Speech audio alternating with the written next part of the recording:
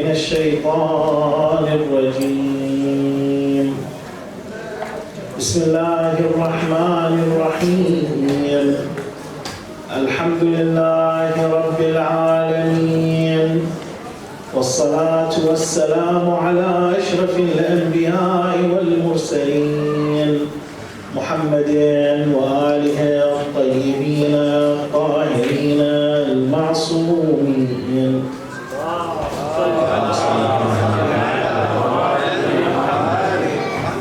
صلى الله عليك يا أبا عبد الله، صلى الله عليك وعلى جدك وأبيك، صلى الله عليك وعلى أمك وأخيك، صلى الله عليك وعلى التسعة المعصومين من بنيك، صلى الله عليك وعلى المستشهدين بين يديك. يا ليتنا كنا معكم سيدي فنفوز فوزا عظيما. بسم الله الرحمن الرحيم. يا أيها الذين آمنوا قوا أنفسكم وأهليكم نارا وقودها الناس والحجارة عليها ملائكة غلاظ شداد لا يعصون الله ما أمرهم ويفعلون ما يؤمرون. لتعجيل فرج صاحب الزمان رحم الله من صلى على محمد وآل محمد. اللهم صل على محمد وآل محمد. I would like at the beginning to convey a very important message that I was asked to convey to all the brothers and sisters tonight, and that is a special salams and regards and prayers from Grand Ayatollah Sistani to every one of you. And while passing the message, His Eminence Sayyid Murtada Kashmiri also emphasized the need for us to be emphasizing the parenting and the spouse selection and the other social topics, especially that we are aware of the changes that's happening in society and the impact that it will have on us and our families in the future. So my lecture today is actually about families. And today I want to talk about the concept of parenting and the concept of spouse selection as part of the parenting. When does parenting start? And what do we have to look for? What strategies do we have to follow as parents? A brief introduction. The fact I have young kids myself. If you ask me, are you successful in parenting? I have no clue. Honestly, that's the truth of things. Is there anyone successful in parenting? I don't know. I think parenting is a duty not to be measured by success, because there's nature and there's nurture.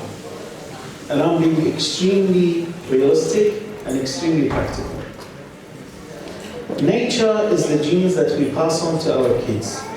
These genes are passed on from the father and the mother. Of course, 50-50 almost, in males a bit more from the female than the male side.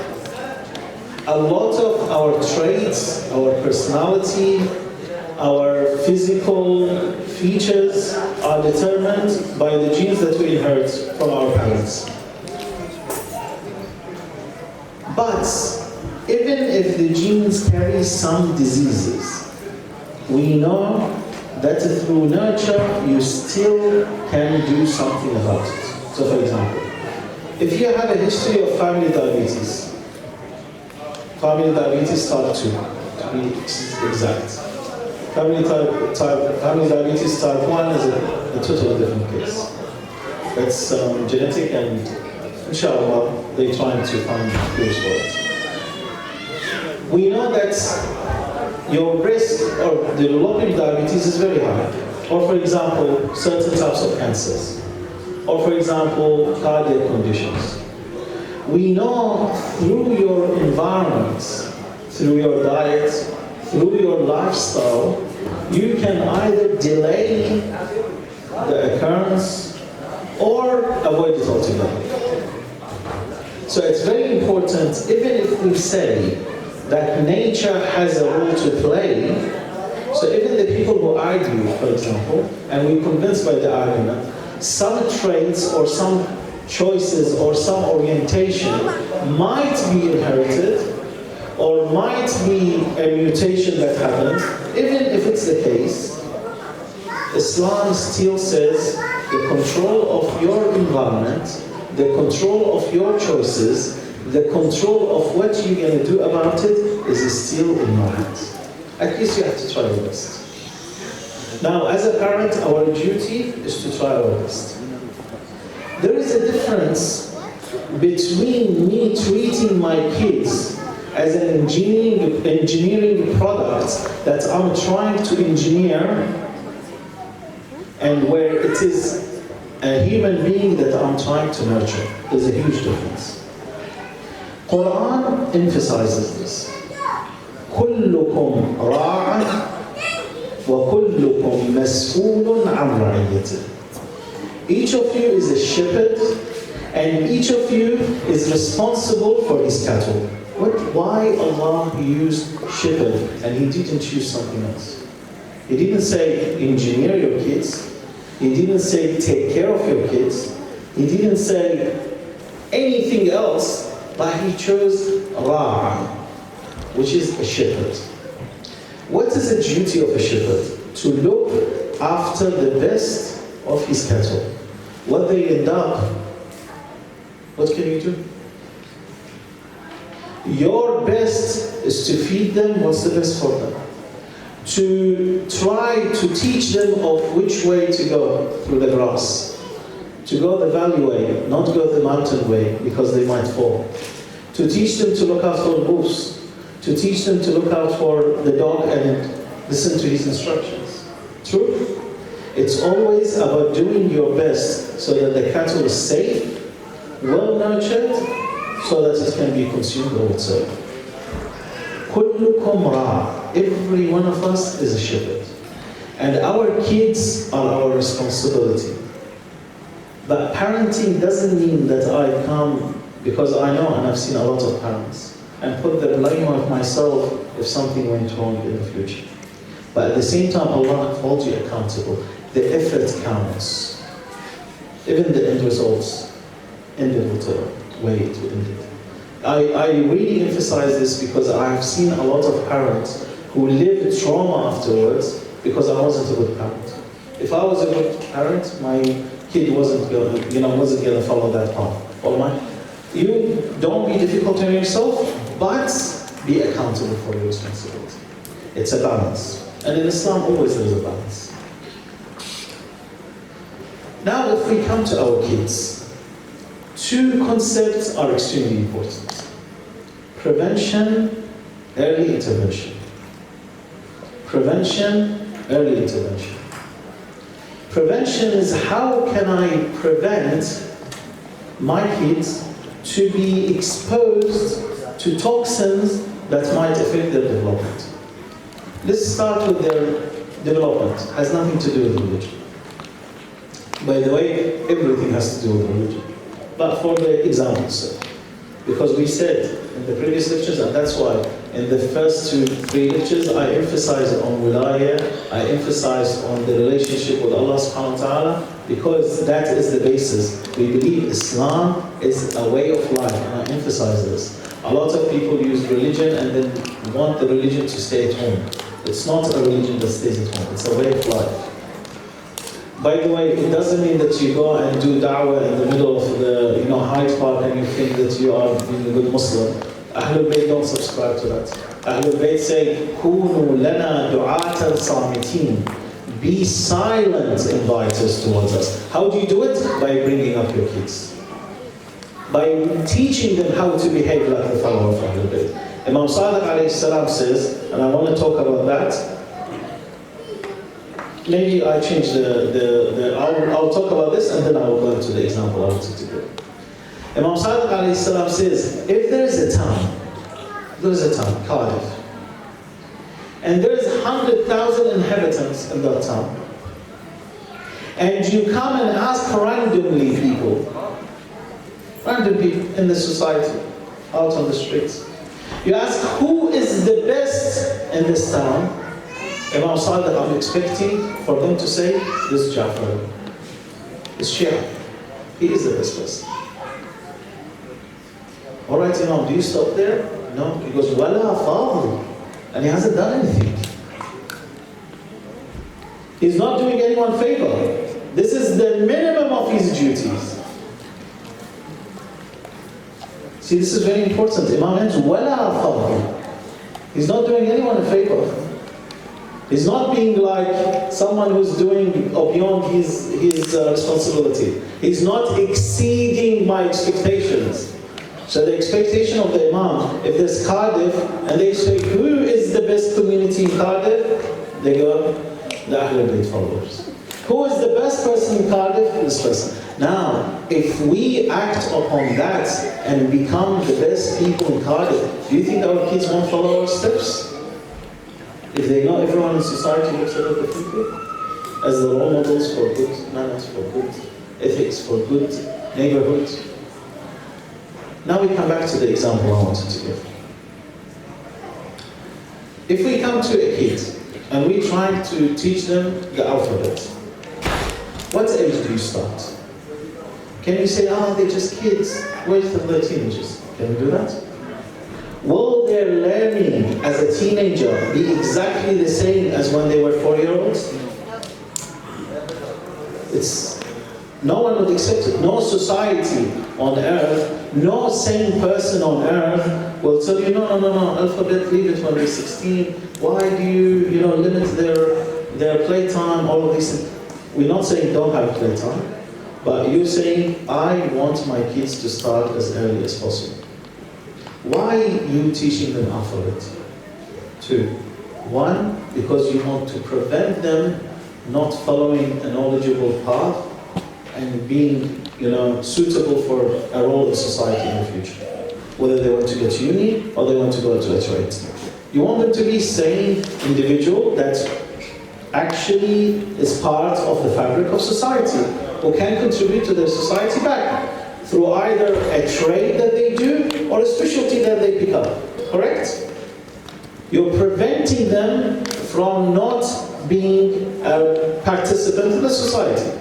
Second, you're early intervening to ensure that the kids can pick up the alphabet, so then after that they can read and write, after that they can seek knowledge themselves, after that they can specialize in the field, after that they go to the industry and they can start work. And then when they start work, they will provide for their family, and then so on, the cycle of life. The same way as a prevention and early intervention is needed for education, is needed in health, is needed for every aspect of the life of the kid, exactly religious knowledge and religious ethics are needed from that early stage. Another example. We know that the nutrients you feed your kids will have an impact when they grow up. Correct? If you give them nutrients, for example, you give them a lot of sugar, a lot of caffeine, what happens? It will affect their development. So what are you going to do?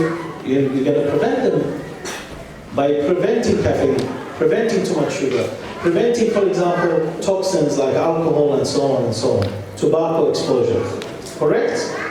The prevention, because you know, and we know through studies by the way, that the household that there is a smoker, the kids being a smoker in the future is more likely. The risk of the kid becoming a smoker from a smoking household is higher. So in order for you to prevent, what you have to do? You have to make sure no one smokes at home. the kid to not to drink alcohol, we know, and this is research, this has nothing to do with religion. The research shows that if there is a parent who's alcoholic, the chances of the kid becoming alcoholic is very high. If there is a household that has domestic violence, the trauma of the kid when they grow up is much higher.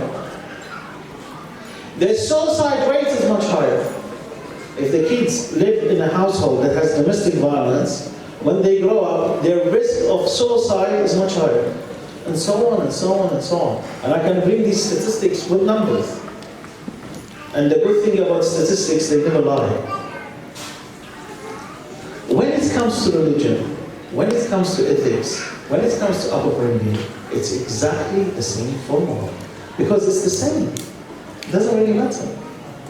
If I don't teach my kids from the beginning, one, by preventing them from anything that would harm them, from ideologies, from any substance, I cannot ensure that they will not follow the wrong path in the future. Secondly, by early intervention. Early intervention, teach them. Teach them. We have a hadith from Muhammad alayhi salam. He says, when your child reaches 7 years, start them on prayer. Imam, there's a few years left till they become mukallaf, till they reach puberty. Imam goes, no. 7 years, make them used to prayer. They don't have to religiously adhere to the times, but make them get used to it. It becomes part of their fabric. Their relationship with Allah is being built. That prevention mechanism is being inbuilt. Then he says in the same hadith, when they reach 10 years old, make sure they sleep separately. Separate them in their sleep. Again, prevention. Prevention.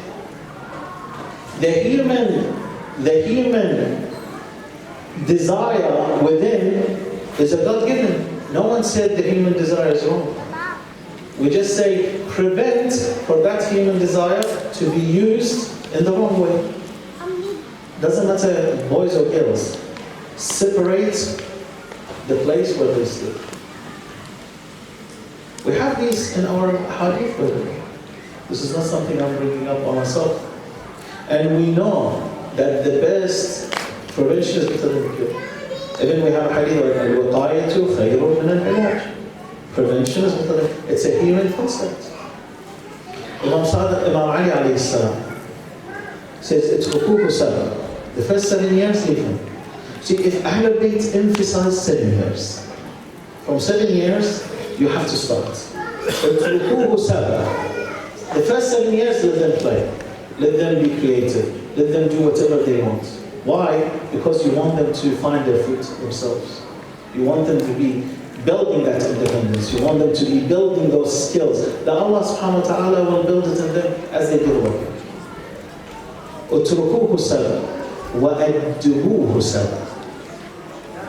So then from 7 to 14, you start mannerism, Quran, Salah, whatever you need to, you teach them that. وَصَاحِبُوهُ بعد. After 14, become their friend. By the way, at 14, what happens? Teenage begins. See how Imam is very careful? As soon as teenage began, that's it, it's too late now. Now, it's your duty to be their friend. Why their friend? You know, everyone, traditionally in our families, and today I was with a very dear friend who said our parents had it very easy. You know, they brought us up in a time where the whole society was helping them. There was no social media, there was no internet much. You know, they had it easy. So whenever my parents told me, you know, we worked very hard to bring you up, I go, Mom and Dad, look at now. Honestly, now, you have a lot of influence on your teenager. Before 14, the influence is limited because they still listen to you. My kid is 11 and already he's detaching himself and preparing for the teenage years. The only way for us to maintain that relationship is to become a friend. Why? Because if you don't become his friend, he will seek another friend. She or he, the same thing. And this advice I would like to emphasize with the ladies. Because a mom's role is a mom's role. Yes, by all means. But be flexible with teenagers. Show flexibility. Where things can be a bit, what can I say, flexible, show some flexibility. Why? Because you don't want to be known by your daughter or your son as a restrictive mother. Because what happens, they won't come they won't come to you for refuge, they will go for someone else. And don't forget, if we take ourselves to the caveman, I used to have a professor when we did orthopedics and attune my medical years. He used to tell us, if you want to understand the human anatomy, you have to go back to the caveman, strip him of everything, and you understand it. And then apply it to the humans. Now, I would like to bring another example using his method. If we take us humans back to the caveman, because that's how our bodies are adopted to. The fact is, in those teenage years, that's when humans used to mate. So naturally, they would have left their tribe or cave or whatever it is, and would go and seek their own cave and their own mates and stuff and start their own little family in the middle of nowhere. When we became a society, some of that is still left in our genes. So give them some sort of freedom to move. Where it matters, be firm. When it doesn't matter, be flexible. It's all about diplomatic balance. And trust me, it does wonders. If you're restrictive all the time, it doesn't work. I can't emphasize this enough because I have seen parents losing their child because of the restrictions. At the same time, don't be open with open door policy and you can do whatever you want. Neither nor. Islam always says, وَكُونُوا أُمَّةً وَسَطًا. Always be moderate, in the middle. لا تفرط ولا تفرط. Don't lead to any of the extremes. And by the way, I'm giving the advice to myself, and I'm really looking forward to my kids to reach teenage, and then I'll see what happens. But I've dealt with a lot of youth in the community, and I've seen it. I've seen what doesn't work. The most important lessons we can learn, and this is to the youngsters, is by failing, by seeing what doesn't work. We learn more by seeing what doesn't work than what works. Anyway, I want to then concentrate on a very important historical figure that we usually commemorate on such a night, that also we can draw lessons from her life that relates to the topic at hand. And that is Al-Ansari. The first chapter of the story of Al-Ansari emphasizes that parenting starts from the time that we as men become adults and we want to choose a wife. That's when parenting starts. It's exactly the same for females, by the way. Because at the end of the day, the ultimate decision making for choosing a husband is the girl herself. By the way, and I have to emphasize this, when Islam put the permission of the father as a condition, it was to protect that woman from being manipulated by men. Because don't forget, facts matter. Those people who say, no, this is restricting the woman's choice, I can tell you a very good counter-argument. If you look at domestic violence, 90% of between 80 to 90% of domestic violence is done by who? Men. The victims are who? Women. So don't talk to me about, Islam is a practical. Islam is not there to make you feel happy. or to make the leftists feel happy that, Islam is now being open to everybody. That doesn't work.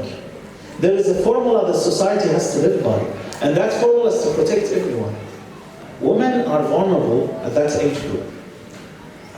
And by the way, even the decision of the father as a permission, seeking permission from the father, is also restricted with its own conditions. A father can't come and say, look, I'm a tyrant father, and I'm saying no. No, he can't. He has to give reasoning.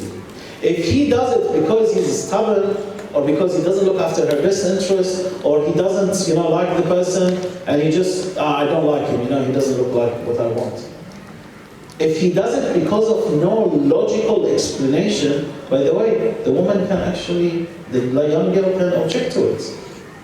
And in some circumstances, she can even marry without the permission of the father. But that's a fuqaha choice. And she has to go to Hakim Shari. So even that is a control mechanism. Again, Islam is about prevention. Prevention, prevention, prevention. Which one is better? To seek her father's opinion, or for her to marry someone and then she comes back crying home because there's domestic violence at home? Which one's better? Honestly, if we look at statistics of domestic violence in our society, we actually understand what's going on. Islam is not trying to please everybody. No. If you want a religion to please everybody, go to Scientology or any other religion. Islam is not there to please everybody.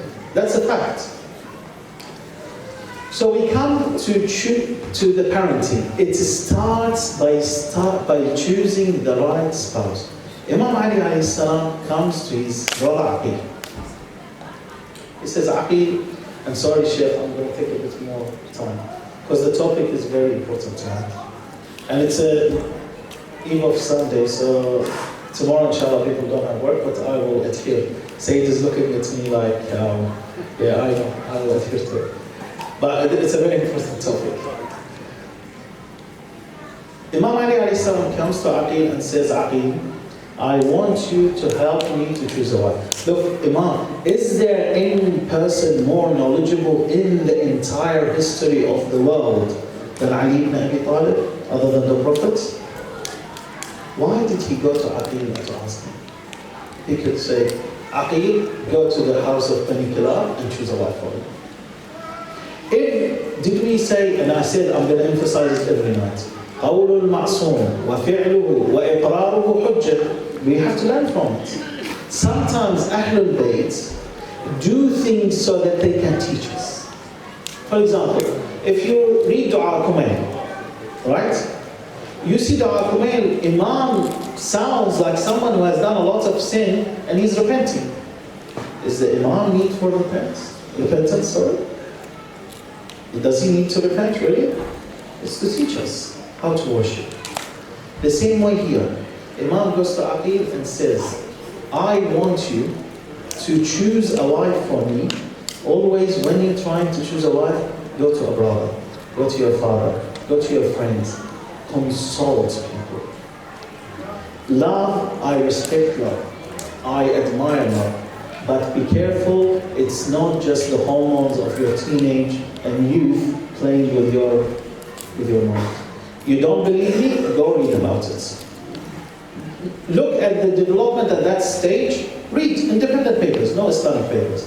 What the hormones do to our body, what happens with transmitters in our brain, and what's the wiring of our brain and how it works. You're going to find out that a lot of our urges are actually chemicals in our brain playing with us. Life will teach us. And alhamdulillah, inshallah, we did the right choice. The most important thing is choosing the right wife. Again, the same thing for the ladies. Choosing and accepting the right husband. Just because my mom said he's a good guy and my dad said he's a good guy, what do you mean by good? Sorry parents, I'm going to make them against you. Girls, ask your parents, what's your evidence that he's a good guy? What's your evidence that he's a good guy? Just because you know him in the mosque? Who said in the mosque everybody is in this ship? True. You ask the local sheikh, which of you, now, the young people here, If you were doing anything bad, would you do it in the front of the sheikh? Would I do it in front of the sheikh? So asking the local sheikh, would that really be evidence for that he's a good guy? With all my due respect, we all do this mistake. We ask the local sheikh. We ask the most religious in the community. Well, any young person, when he's in front of the most religious in the community, will be religious. He doesn't pray for the entire of his life, but when there's a religious person, he stands and prays. Then later on, we give our daughter to someone who doesn't pray.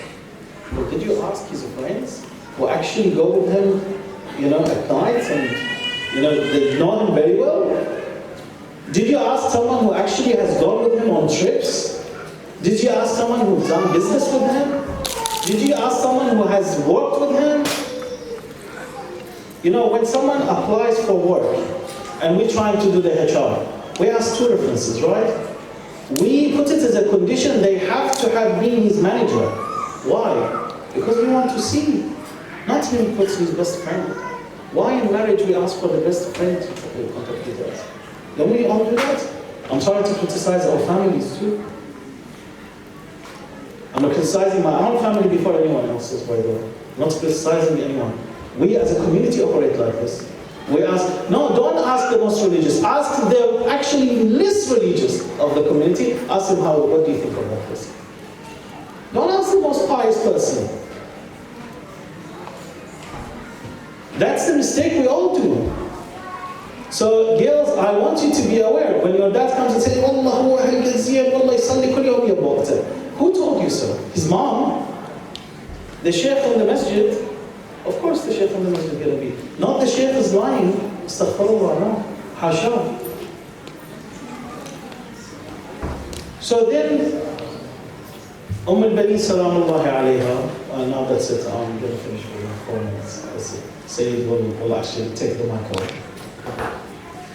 So when it comes to spouse selection, it's extremely important. That's the first step of parenthood. Now, what you eat, what you drink, what do you do in front of your kids, they're learning from it. They're learning from it. Inshallah tomorrow, and please remind me the young people who are in the session with me, in the workshop, remind me to actually talk about this tomorrow. There's an advice from one of the scholars in Qom he gave us, which is very beautiful. Tomorrow I will talk about it, please. Because that one is practical parenting. Very good advice again.